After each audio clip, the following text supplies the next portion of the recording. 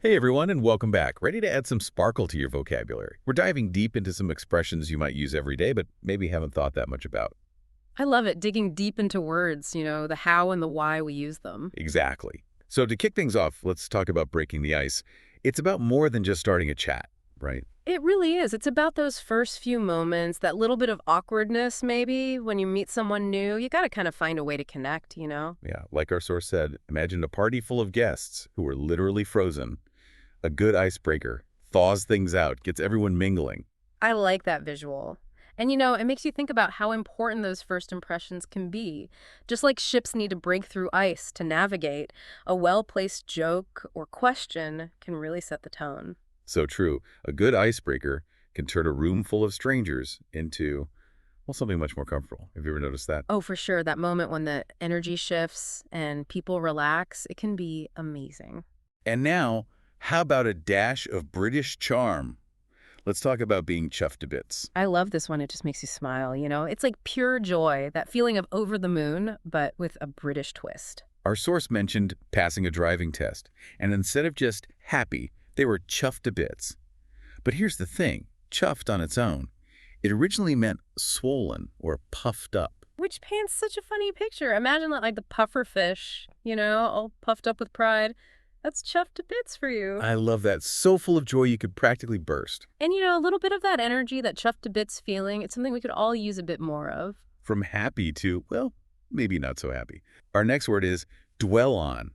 And it's all about that flip side, when good vibes take a bit of a detour. Yeah, it's important to process our emotions, but sometimes we get stuck, replaying those negative thoughts in our heads over and over. Our source made a point about the word dwelling itself. It made me think of a house, a place you live. Right, a dwelling. It's like you unpack your bags in that headspace of negativity and just never leave. Exactly. You overstay your welcome in that mental house full of all those anxieties and regrets. Such a powerful way to think about it. I mean, dwelling on the past, it doesn't change anything, does it? It's more about learning and growing from those experiences, don't you think? I totally agree. Dwelling keeps us stuck, right? We've got to find healthier ways to process, whether it's talking it out, journaling, whatever helps us move on. Totally. Sometimes just realizing you're dwelling on something is a huge first step. And speaking of things that require some serious brain power, let's move on to our final word. Conundrum. Now, there's a word that just sounds complex, doesn't it? It's more than a simple problem. It's something that needs some real creative thinking to even begin to unravel. It's got that mystery to it, like a good puzzle, wouldn't you say? Exactly. It's not about finding one right answer. It's about being okay with exploring different angles, different possibilities. And get this, the origin of the word conundrum is a bit of a puzzle itself. Kind of fitting, right? It reminds me of those Rubik's Cubes. Remember those? You could spend hours twisting and turning trying to solve them. Oh, yeah, and talk about frustrating, but also when you finally crack the code, so satisfying. That's the allure of a good conundrum. It keeps you on your toes. It's amazing how just one word like conundrum can get you thinking in so many different directions. It's not just about adding words to our vocabulary. It's about understanding how we experience the world, right? Exactly. Language, it's powerful stuff. It shapes our thoughts, how we feel even. Think back to where we started with breaking the ice. It's more than small talk. It's about those connections we make and how we build relationships. It's true. And then you've got chuffed to bits, a good reminder to enjoy the little things, to let yourself feel that pure joy.